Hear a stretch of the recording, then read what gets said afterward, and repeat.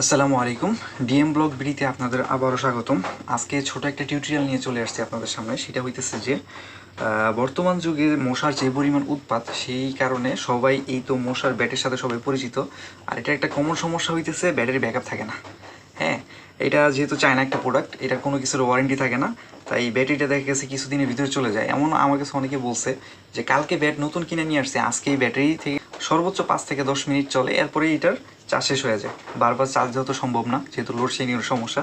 আর সেক্ষেত্রে আপনারা কীভাবে এটা সমাধান করবেন সেটা আপনাদের সামনে আজকে নিয়ে হাজির হইলাম। এই ব্যাটটারও সেম সমস্যা, আমি আপনাদের সামনে দেখাই। এই যে শর্ট হইতেছে, এটা একটু পর কিছুক্ষণ পর এটার শর্ট দেয় না। এটার মূল কারণ হইতেছে ব্যাটারি সমস্যা। আর এইটা আপনারা চাইলে এই ভিডিওটা দেখে আপনারা নিজেরাই এটা সমাধান করে ফেলতে পারবেন। আর সেটার অন্যতম মাধ্যম হইতেছে ছোট একটা ব্যাটারি। এই যে এই সাইজের ব্যাটারি, আপনারা সচরাচর জানেন এটার ভিতরে এই সাইজের হয়, বাজারে যা বললে হবে যে মশার ব্যাটারি। এটার দাম আনুমানিক 100 টাকার নিচে হবে, 70, 60 কিংবা 50, যে যেভাবে বিক্রি করে। আর এই ব্যাটারি আনার পর আমরা ব্যাটটা খুলবো, খুলে কীভাবে ইনস্টল করতে হয় সেটা প্রথম হলো আমরা ব্যাটটা খুলে ফেলবো।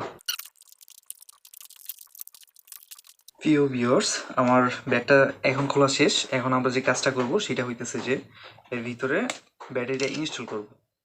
আর যে ব্যাটারিটা আগে মেপে নিব কত ভোল্টেজ আছে।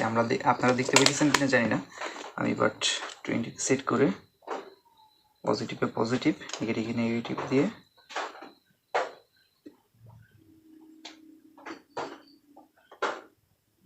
Voltage, 4.5 voltage.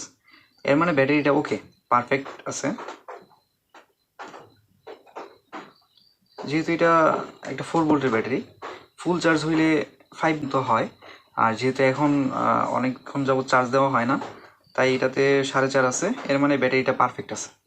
সেটাও আমরা করার জন্য ভিতরের সার্কিটটা আমরা ওপেন করে নিতেছি।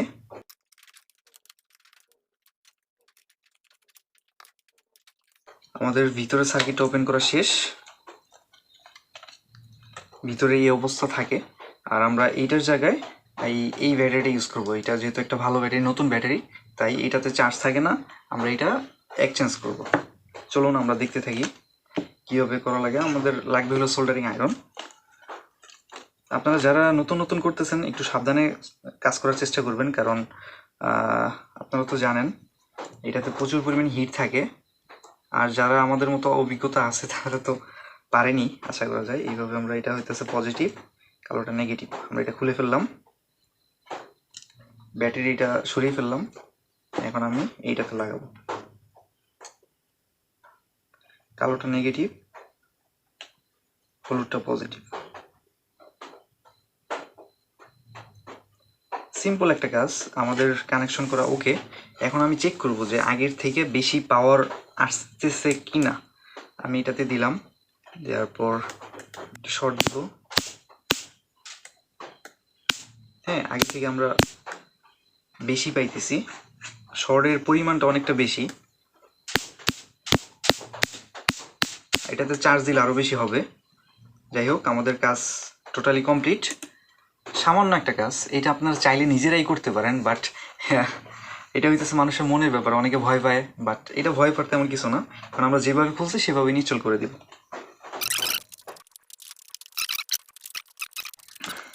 হ্যাঁ, টোটাল আমার ওকে। এখন শুধু স্ক্রু বসিয়ে দিব, বসিয়ে দিলে আমার কাজ শেষ।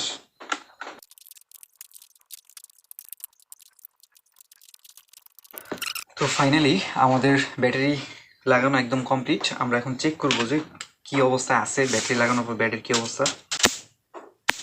আপনারা দেখতেই পাইতেছেন এখন শর্টের পাওয়ারটা অনেকটাই বেড়ে গেছে, কারণ যেহেতু নতুন ব্যাটারি। আর এইটা আপনারা অবশ্যই নতুন ব্যাটারি লাগানোর পর 5 থেকে 6 ঘন্টা চার্জে রাখবেন ব্যাটারি, তাহলে ভালো থাকবে। আর ব্যাটারিটা সবসময় আপনারা ইউজ করলে আবার চার্জ দিয়ে ইউজ করবেন, আবার একটু কমলে আবার একটু চার্জ দিবেন। এইভাবে যদি আপনারা ইউজ করেন তাহলে ব্যাটারিটা আপনার লং লাইফ, ভালো পারফরমেন্স দিবে। আর আমার ভিডিওটা যদি আপনার ভালো লেগে থাকে অবশ্যই আমাদের এই চ্যানেলকে সাবস্ক্রাইব করবেন, লাইক করবেন এবং কমেন্ট করে আপনার যে কোনো পরামর্শের জন্য জিজ্ঞেস করতে পারেন, আমি সেটা দেওয়ার চেষ্টা করব। আর ভালো থাকবেন, সুস্থ থাকবেন। আল্লাহ হাফেজ।